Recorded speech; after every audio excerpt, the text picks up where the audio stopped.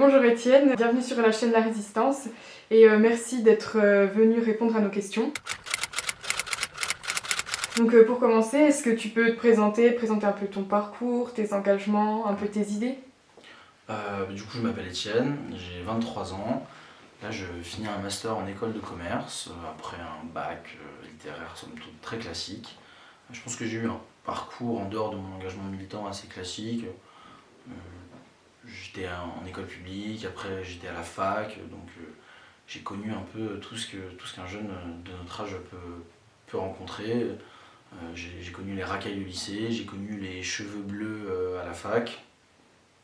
J'ai connu des moments où je me sentais plus chez moi quand je marchais dans Lyon ou à Paris.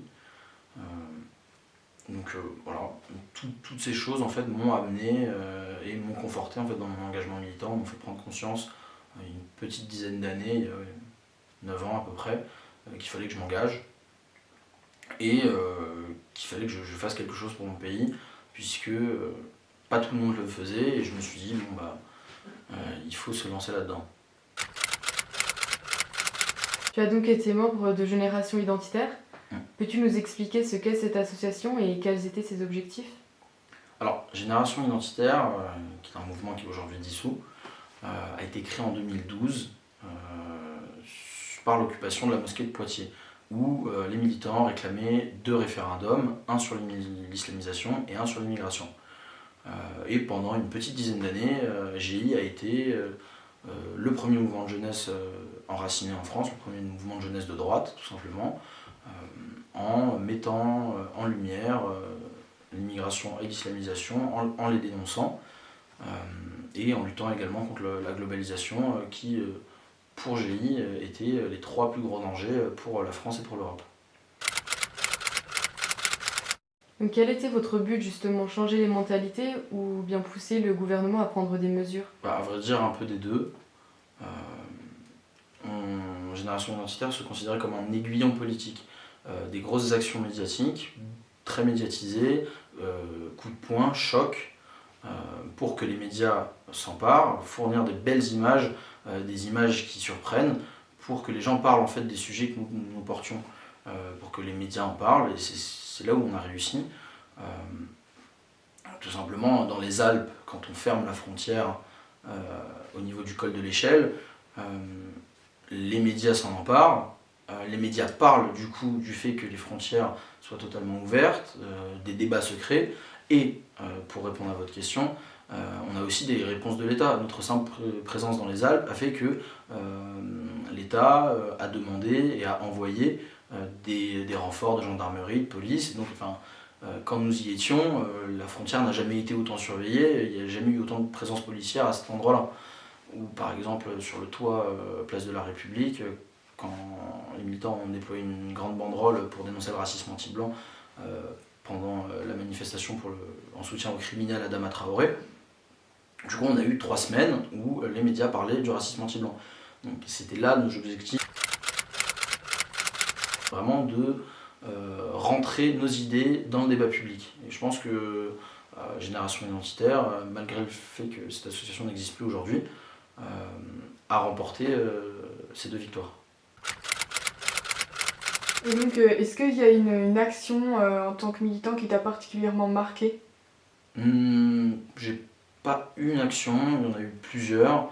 Mais je pense que ce qui m'a marqué, c'était le fait de découvrir une vraie communauté d'activisme, une vraie communauté de combat militant en fait, de rencontrer des gens même partout en Europe, et de me rendre compte en fait que on n'est absolument pas seul. Quand on a des idées de droite en France, parfois on se dit oui mais personne dans la fac ne pense comme ça, les autres gens de mon âge ne pensent pas comme ça, alors qu'en fait si, on est des milliers en France à avoir ces idées-là, et ça m'a permis aussi de découvrir autre chose, de ne pas rester avachi dans mon petit confort, et ne pas me limiter à faire des commentaires sur internet ou à regarder des vidéos sur YouTube. Ça m'a permis de transformer aussi mes idées et mon engagement dans quelque chose de réel, quelque chose qui avait un vrai impact dans la vie de tous les jours. Je pense que ça a été une très belle aventure militante. Et est-ce qu'il y a eu un élément déclencheur dans ta vie personnelle qui t'a donné envie de t'engager sur le plan politique et justement à Génération Identitaire?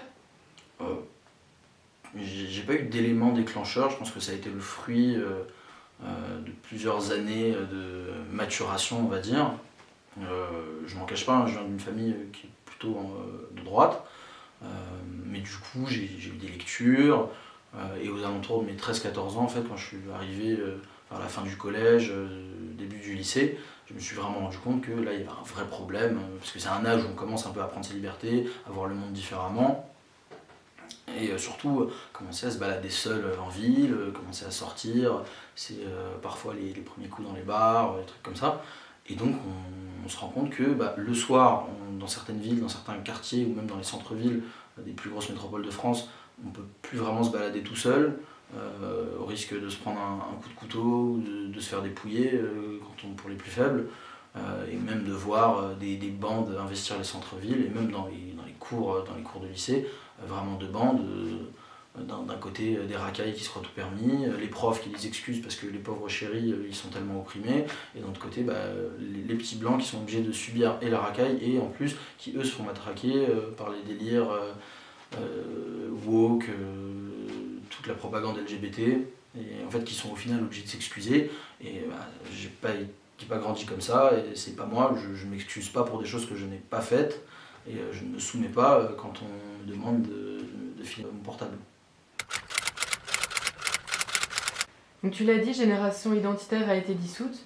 Penses-tu que le gouvernement puisse dissoudre les associations sans réel motif, ou justement estimes-tu que c'est une forme de censure ?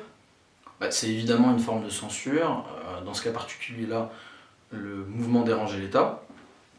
Donc une vérité qui dérange, l'État a le pouvoir de dissoudre une association, même si sur le plan juridique c'était parfaitement bancal.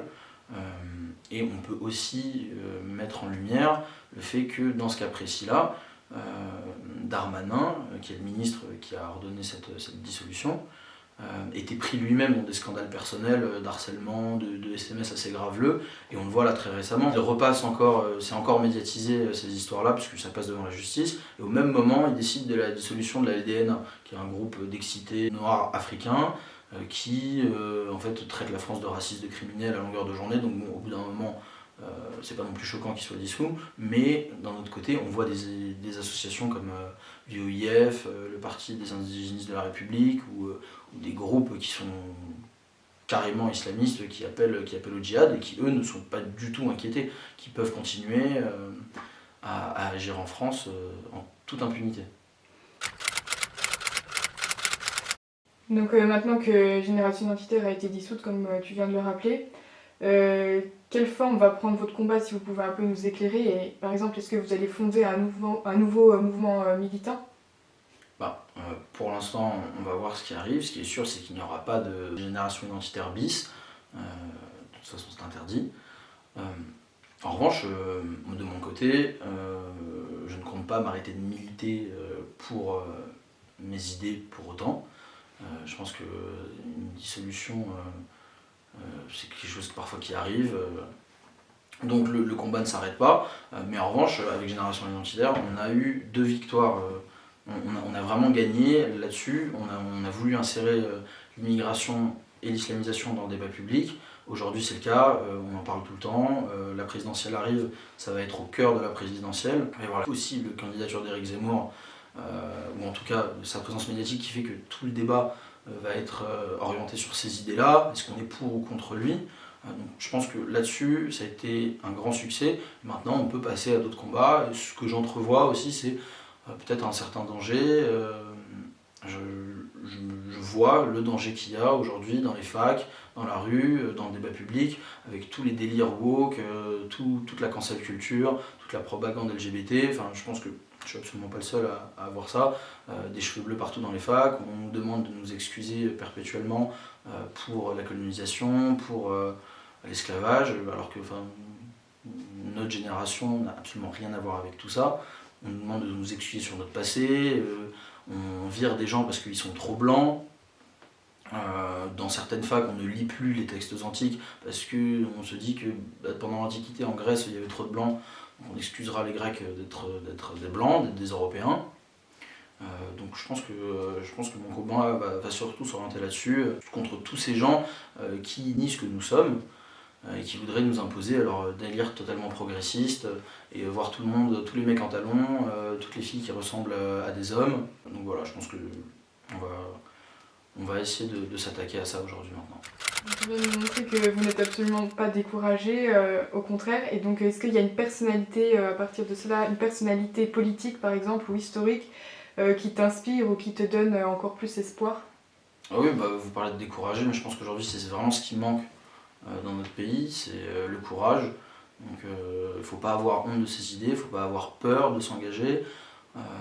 Et surtout, même s'il y a des événements, même s'il y a des aléas, des choses qui pourraient décourager, justement il faut garder la tête haute. Et je pense que là-dessus, une figure qui m'inspire, j'en ai plusieurs évidemment, des gens que je trouve inspirants.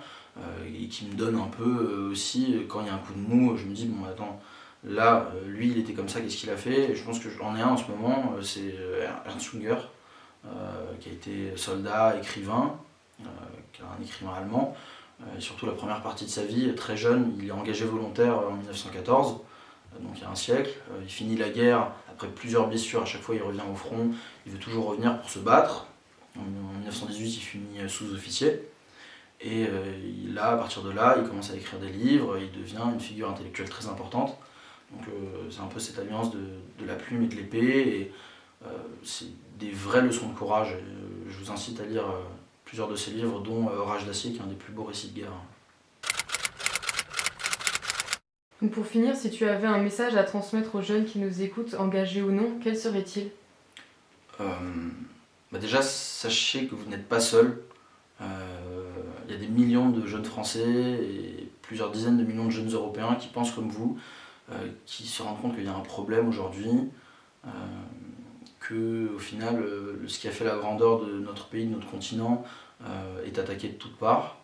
Et donc, engagez-vous, osez dire ce que vous pensez, osez dire non à ceux qui voudraient que vous vous excusiez, à ceux qui voudraient vous imposer tout leur délire.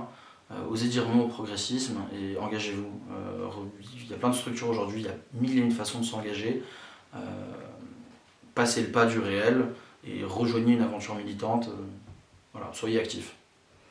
Merci beaucoup Étienne, la Merci chaîne de à la vous. Résistance. Je te remercie d'avoir répondu à nos questions et bonne chance pour la suite de nos combats communs. Merci.